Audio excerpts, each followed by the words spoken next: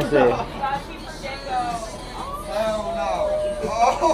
If I sound a little sick right now, please excuse my allergies. They're kicking my ass. But I'm not even gonna ease into this video. What I just watched might be one of the weirdest clips I've seen in a very long time. And there's been some weird ass shit that's happened in the past fucking 5 years. There's this streamer named Clavicular. He was on a yacht, surrounded by people, cameras out, whole content setup going on. Normal influencer environment, right? They're just chilling there talking to a girl. And then it just turns into something else completely. Whole 180 turn, bruh. The girl's sitting there, she's in a bikini, and the conversation takes a turn into them questioning whether she's transgender or not. And not even in a respectful, curious way, more like interrogation disguised as content. And it keeps escalating. They keep asking for proof, and instead of shutting it down and just walking away, the girl tries to prove it. Nah, chill about that. Wait, you're a lady boy. No shit. No, I can confirm. It's her community name. Move that, let me see your con. I don't. Let another man see your con. Hey, move it. That's cool. I'm gonna keep it moving. The whole thing turns into this weird, uncomfortable ass moment where the girl is basically being pressured on camera, live, in front of thousands of people, and then the clip makes it millions. But regardless, this clip doesn't even feel shocking to people anymore. It just feels like another clip. That's where I'm stuck, bruh. Not even just on what happened, but how normal it felt scrolling past it. Like, we've reached a point where something that should genuinely feel off just blends into the timeline like it's regular entertainment. Moments like that don't just happen randomly. They're the result of what content has slowly turned into. Everything is about pushing the line a little bit further every single time. If regular conversations don't get you views, you make them more extreme. If normal interactions don't go viral, you make them more uncomfortable, you make them controversial. More of that what did I just watch type feeling. Streaming especially has turned into this environment where real life and performance are blurred. People are live for hours trying to keep attention at all costs. And when attention is currency, nothing is really off limits anymore. You're not sitting there contemplating, should I do this or should I do that? You're just thinking, will this moment be able to be clipped? And once that mindset takes over, and we've seen it plenty of times from very big creators, it's not even about the people involved anymore. It's about the moment, the clip, the engagement. And that's how you end up with situations like this, where something personal, something that should have boundaries, gets turned into content just because it can. What are you giving me? The black haircut. Oh! Stop driving the boat. How the fuck? Thank you. You were playing basketball? Look at it. Holy shit, bro. I wanna just bust a fat nut on them. On what? Wait. Oh, fuck. I thought I was muted. My bad. Oh my god, I thought I was muted.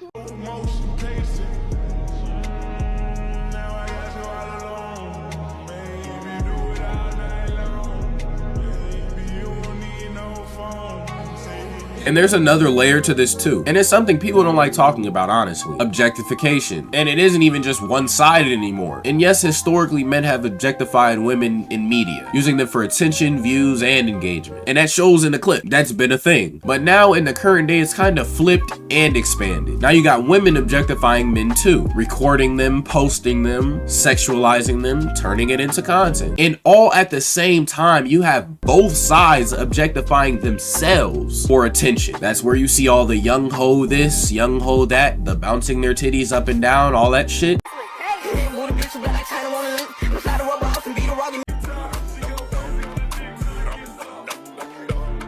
And that's kind of the part that really changed everything. Because in that very clip that I showed you at first with Clavicular, it's not just the guys pushing the situation. It's also the fact that she felt like she had to prove something in the way she did. On camera. That's not just pressure. That's also the environment we've created online, where people feel like their value comes from how much they're willing to show or do. And then when both sides are playing into it, it stops being about blaming one another. It starts being about culture. Nah, chill about that. Wait, you're a lady boy. No shit. No, I can confirm. It's her community name. Move that, let me see your con. I don't. Let another man see your con. Hey, move it. That's cool. I'm gonna keep it moving. Move it over a little bit. Where's my fucking cross? Oh, hell no. Hold on. I can't see. Hell no. Oh my god. Hey yo. Hey yo. Hey yo.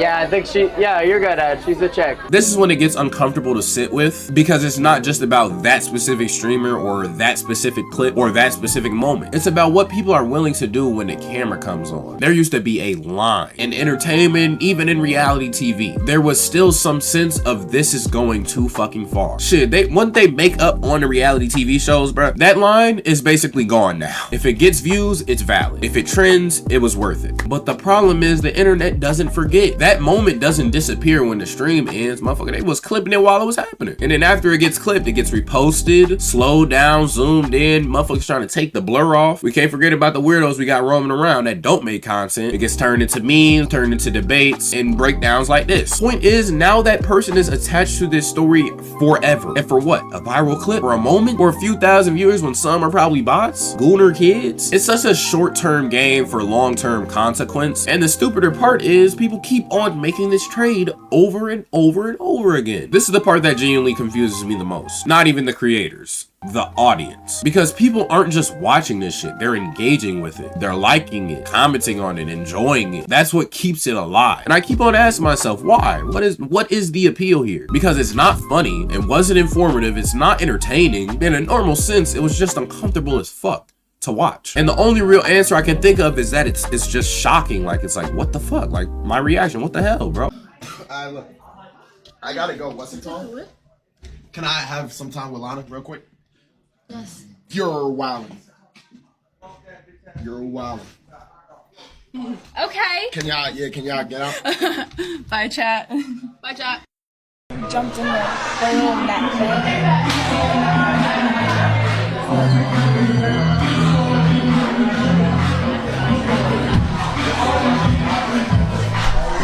Shock has become one of the most predominant forms online when it comes down to entertainment. People don't need quality anymore. People just need something that makes them react, something that makes them pause, rewind, or send it to someone else because it was just such a crazy act. And once you realize that, it kind of explains everything. There's something else about this situation that I've been thinking about that nobody really talks about in whole, or not that I see. And that question being, why the fuck do people even go to these types of environments? Like, why be there in the first place? Genuinely, what do you get out of going to a random yacht with a bunch of creators that you don't really know? Cameras everywhere, everything is recorded, live streamed at that. And especially if you're not even a content creator yourself. Like, because from the outside looking in, it doesn't look like networking and it doesn't look like an opportunity. It just looks like you're being used as oil for someone's content machine. And also, once you're in that environment, you're not really able to control things that happen. You're not able to control how things go. You're gonna be a part of whatever moment they decide to create. And if that moment goes left, it's not just their clip. It's your image too. And that's the part that people don't think about until it's too late. This connects to a bigger issue that goes beyond just streaming. Everything has to be hypersexualized, hyper-performative, hyper-visible. Even things like parties, events, trips, everything turns into content. And that leads me into my next example, spring break. And I know for spring break and all y'all going to Houston, I'm going to tell y'all what the STD rate has been from 2025 to 2026 in case you decided to go out there and hunch. Yeah, this real. I just thought somebody was calling me. Okay, syphilis has surged all the way up to 79% in the year 2025 leading into 2026. HIV has surged and increased in 17%. Gonorrhea, chlamydia has surged 32%. And the ages are from 15 to 24 years old with that. Which I really didn't want to talk about or make a video on because I felt like it was so stupid and embarrassing for most people. But spring break isn't even about the experience anymore. It's about how it looks online, who you're with, what you're doing, how far you're willing to go for attention. If you didn't see the spring break videos or the spring break trends or whatever, it all started with two like 28-year-old men talking about they're going on spring break. And I'm just gonna get this out the way right now. If you're over 25, if you're not in school, you're not in that young age no more. You're 20, it's 20, like, nigga, you're grown as fuck. I don't know what the fuck to be worried about at 25, because I'm not even 20, bro. But, like, you know what I'm saying? If you're over 25, bro, just let it go, bro. You're done. But the type of videos I seen were horrendous. People catching diseases, going to the hospital. Girls were waking up with multiple different men and all this different, it was so crazy, bro, and embarrassing. So you dusty ass, nasty ass motherfucking girls and boys went out to motherfucking spring break, brung your ass back, got tested, and 42,000 of y'all got motherfucking STDs? That is overly disgusting, trifling, and nasty. Why? How? When? Where? I got so many questions. Y'all fun is going outside and sleeping with any and everybody. That shit is not cute. Just because your mama and daddy got 30 different kids from 30 different women and men, it does not make it right for you to do the same thing. Y'all need to break generational curses. Y'all are trifling. And I'm not even gonna talk about it that much, honestly. It's just when everything becomes about being seen or seeking attention, people will start doing more just to stand out. More extreme, more exposed, more exaggerated, more everything. At some point, it stops being about fun or connections, and it's just a big ass performance. That's where a lot of this behavior comes from. All these kids, fuck kids, grown adults showing out for who? At the end of the day, man, this video isn't really about one clip or one streamer. It's about the direction things are going. Because if this is what gets attention now, what will happen next, guys? What, please? Somebody let me know, guys. How bad do it get? I've dealt enough with the Epstein overload. Then we got this freaky ass shit on my timeline. Like, do we catch a break ever? And honestly, bro, the answer to my questions depends on the audience more than anything. Because creators are gonna keep doing what works. That's not gonna change. I don't think it is. The only thing that can change is what people choose to watch, what they choose to engage with, and all around what they choose to support. Because if people stop feeding into this content, it disappears just as fast as it showed up. But if not, then this will just be the beginning of it. Other than that, man, that's all I got for y'all today. We on the road to 5,000 subscribers now, so make sure you hit that like, subscribe button, dude. If you're not liking and subscribing, you will have cortisol spikes, and I will personally bone smash you. I'm done with the joke. Nah, man, I'm out this hoe. Y'all have a blessed day. Deuces.